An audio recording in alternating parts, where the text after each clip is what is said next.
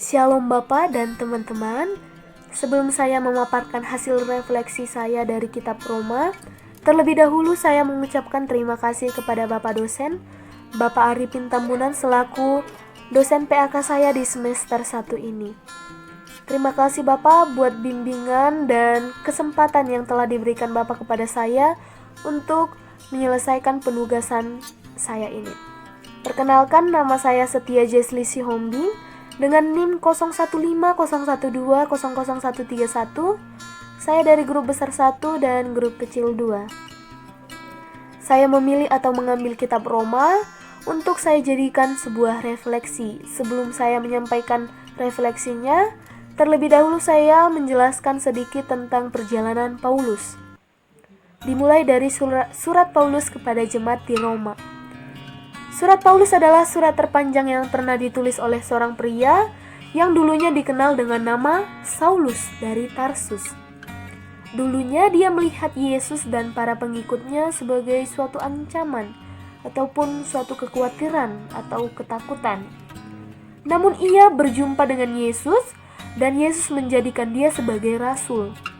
Jadi, sekarang kita menggunakan nama Romawinya yaitu Paulus sebagai namanya.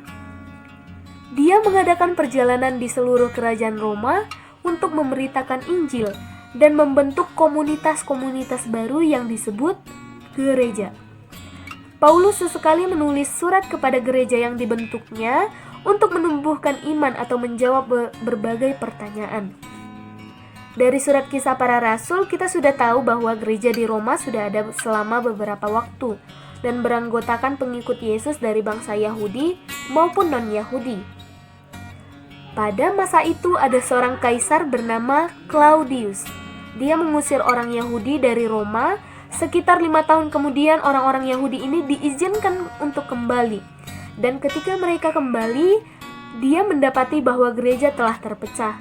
Jadi pada masa Paulus, gereja di Roma terpecah. Namun, Paulus ingin gereja ini bersatu kembali.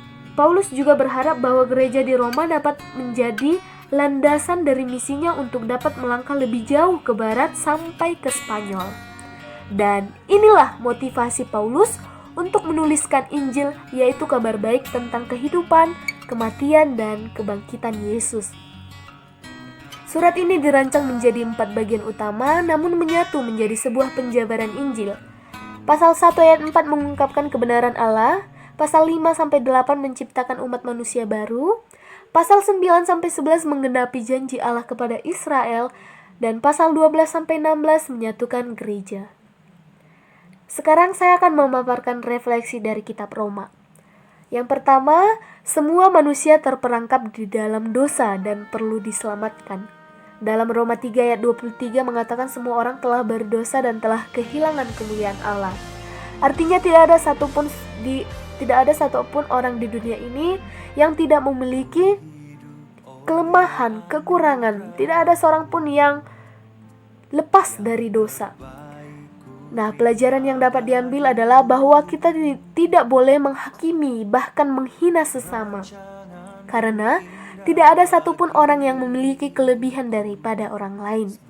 Semua orang memiliki kekurangannya masing-masing. Oleh karena itu, kita harus saling menghargai dan saling mengasihi. Yang kedua adalah manusia dibenarkan karena iman. Manusia dibenarkan karena iman artinya manusia berdosa yang sudah dibenarkan karena ia percaya kepada Allah. Pelajaran yang dapat diambil adalah bahwa penyelamatan tidak akan terjadi dengan mencoba mentaati hukum Taurat. Hukum Taurat hanya menunjukkan kelemahan kita. Kita bisa menggambarkan hukum Taurat itu seperti sebuah cermin ataupun kaca pembesar. Jika kita menggunakannya, maka kita akan tahu siapa diri kita. Artinya saat hukum Taurat menjadi acuan kita, maka sampai kapanpun kita tidak akan mendapatkan keselamatan itu. Karena tidak ada satupun manusia di dunia ini yang dapat memenuhi seluruh hukum Taurat. Firman Tuhan mengatakan barang siapa yang melakukan hukum Taurat tetapi mengabaikan salah satunya saja di antara hukum Taurat tersebut, maka dia bersalah terhadap seluruhnya. Artinya tidak ada seorang pun yang dapat melakukan hukum Taurat.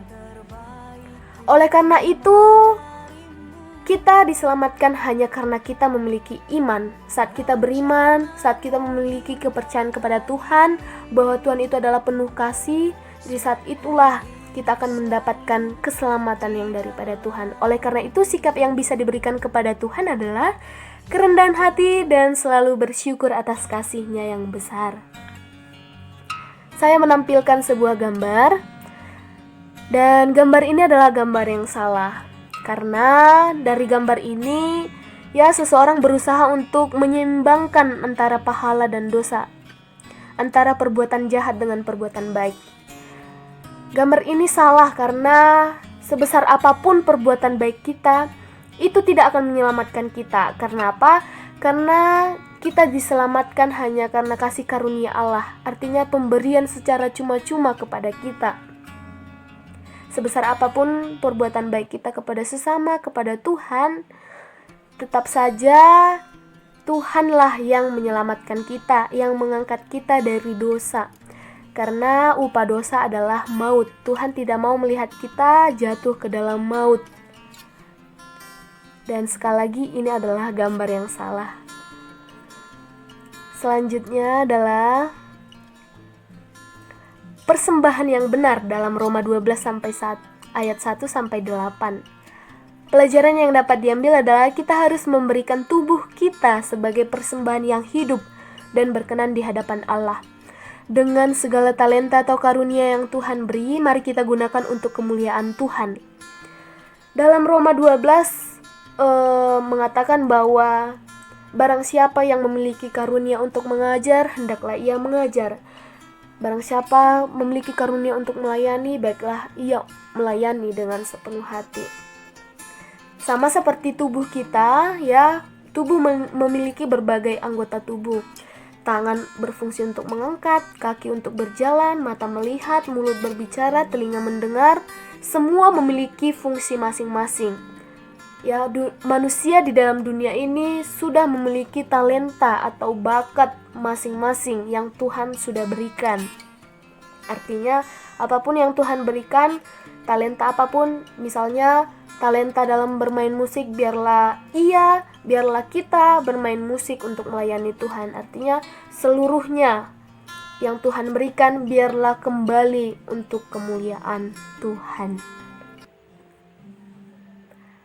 Demikian yang dapat saya sampaikan terkait refleksi dari kitab Roma.